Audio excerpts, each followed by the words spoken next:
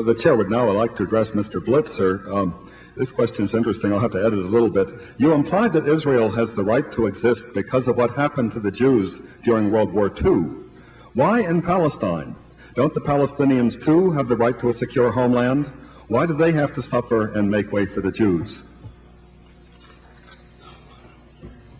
Look, we can go back and we can argue over the birth of Israel, the justice of the birth of Israel. We can argue over whether or not there should be an Israel. There is an Israel today.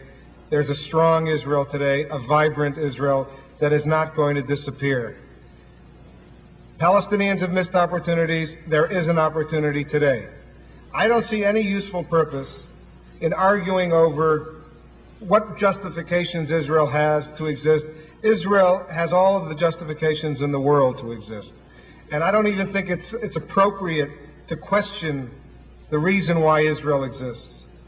Thank God that there is at least one Israel, an Israel where Jews can live if they want to. They don't have to live there.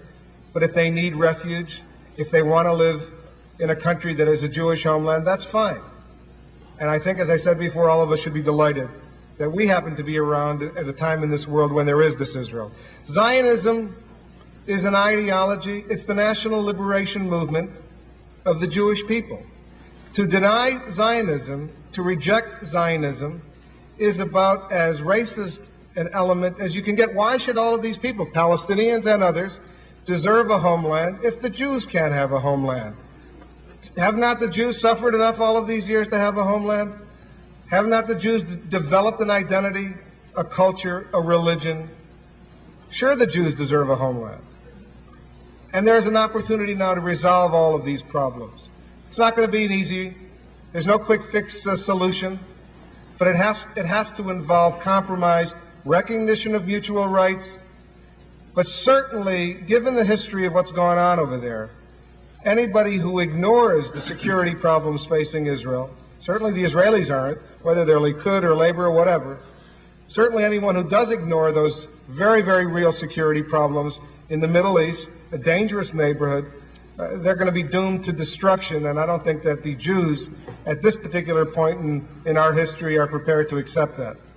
I wonder if I can comment on that. No, I'm afraid you can't comment on that. I'm sorry, because I've got a question for... I've got to keep this... Let me just add one point.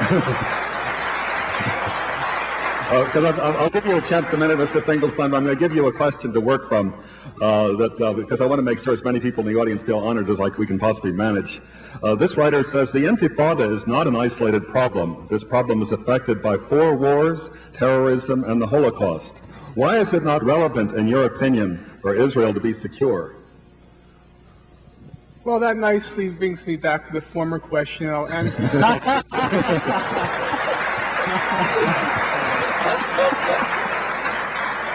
And I'll answer both at the same time. I suppose it wasn't missed on anyone in the audience that Mr. Blitzer was deploying that same familiar lawyer's tactic. The question that was put to him was, if we accept the legitimacy of the state of Israel, why don't we also accept the legitimacy of a Palestinian state? And then Mr. Blitzer went on to tell us all the good reasons why we should accept the legitimacy of the state of Israel, something which, by the way, I concur with. But that still doesn't answer the question. If one does accept the legitimacy of the state of Israel, why doesn't one also accord the same rights to self-determination and statehood to the Palestinians? That was the question, as I understand it, that was put to him. Now, the issue of security was raised, and somebody made I think, inaccurate inference that I'm not concerned with the security of the state of Israel. I am. I'm also concerned about the security of a Palestinian state. Again, we have to apply the same standards across the board. Israel is ranked as the 4th leading military power in the world. Does it have real security claims against the Palestinians? Let me quote to you former Foreign Minister of Israel, Abba Eban. He said, Israel has as much to fear from a Palestinian state as the Soviet Union does from Luxembourg. How many people here feel the Soviet Union has a real threat from Luxembourg? Furthermore, if we apply the logic of Abba Eban, the Soviet Union had more rights to occupy Afghanistan than Israel does to occupy the West Bank and Gaza, because certainly Afghanistan poses a greater security threat to the Soviet Union than Luxembourg. How many people here support the Soviet occupation of Afghanistan? Now let's look at what Amos Oz says in his most recent book, The Slopes of Lebanon. He asks to me, even though I am no great admirer of Amos Oz, he asks to me a reasonable question. What does Israel, the fourth-ranking military power in the world, have to fear from a state that would be one-fifth the size of Albania and one-half the population of Kuwait? Is that a real threat to the state of Israel, or is that simply an excuse to continue the occupation? Israel faces as much of a military threat from the Palestinian state as the United States did from Grenada. Now, surely Ronald Reagan, or perhaps Ronald Reagan, believed that Grenada posed a major security threat to the United States, exactly as George Bush 2 weeks ago again affirmed that Nicaragua poses a major national security threat to the United States.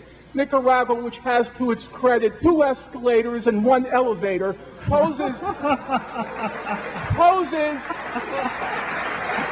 a national security threat to the United States. It seems to me, applying the same standards as Abba Eban uses and Amos Oz uses, we have to dismiss this totally spurious notion that Israel is maintaining its occupation of the West Bank and Gaza for security reasons.